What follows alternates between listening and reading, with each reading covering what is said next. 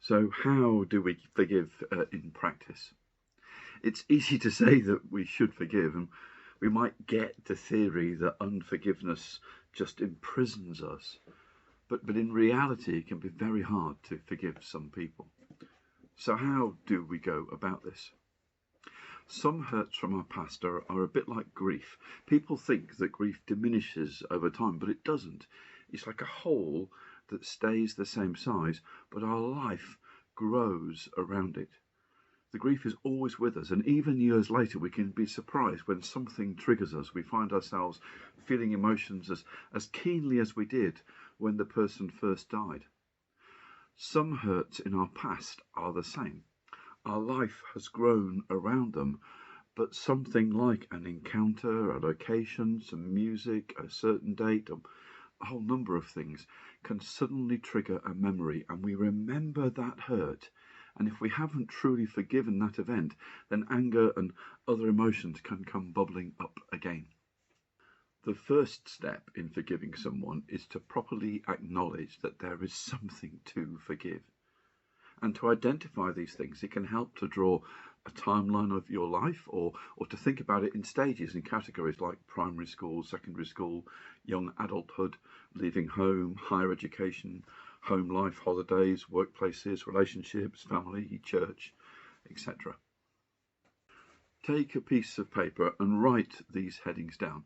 Think back through these times and see if there were events that angered or upset you under each of those headings. Think about how you would feel if you met the person or the people involved today. I mean, if you find you get any sort of an emotional reaction as you do this, then there is probably something there that you need to let go of, something that you need to forgive. Write that incident down on your piece of paper. Just the act of naming the feelings we have is a great step, a great first step in letting go. In his book, The Emotionally Healthy Leader, Peter Scazzero says that research shows that unexpressed feelings, even from years ago, can affect our brains and lead to increased stress. Research also shows how the brain rewires when we name those feelings. Having identified that there's something that we need to forgive, then there are a few things that can be helpful to remember. Firstly, forgiveness does not depend on someone else saying sorry. We're forgiving them for our sake, not for theirs. We want to be free of this burden. This is for us. They don't need to say anything. Secondly, you choose to forgive, and you'll probably never feel like forgiving. This is an act of will, a choice that we make. We choose to let go. And it can really help to forgive the person for specific acts of hurt. Don't just say, I forgive so-and-so for everything they ever did. If there are specific things that have come up for you as you've acknowledged your feelings, then forgive each specific thing. Fourthly, there is tremendous power in actually saying out loud, I forgive so-and-so for this, I forgive so-and-so for that. If necessary, just keep repeating that phrase as you sort of relax and breathe out the hurt and the anger that you may still feel. And finally, it's generally not a good thing to go to a person and tell them that they've been forgiven. Remember that forgiveness is for your sake, not for theirs. So this exercise is for you, not them. I mean, that all sounds great, but it is not always easy. I think it can help to recognise that there are at least 3 levels of hurt that need forgiveness. Firstly, there's things that I would categorise as like, really? Some things are just not that big a deal, and we just need to let them go. The second category of things that need forgiveness is the things that are going to take time. Some things we can't forgive that easily, but there is a million miles between the mindset of I'll never forgive and the mindset of I know I will forgive one day, I just can't yet. And the third category of hurts that come up when we need to talk about forgiveness is stuff that we need help with. Some hurts are so very deep that we need professional help.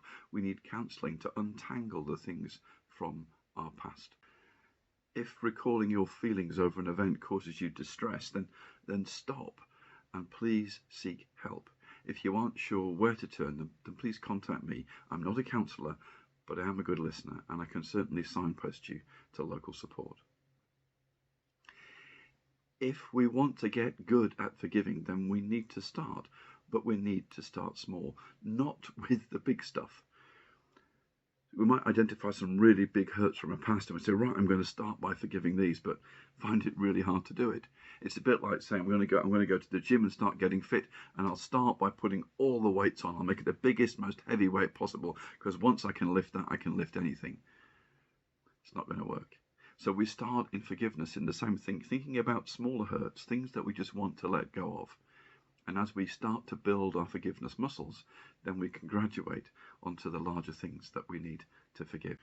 A final thing on forgiving. Sometimes people ask if it's possible to forget the hurt they've experienced.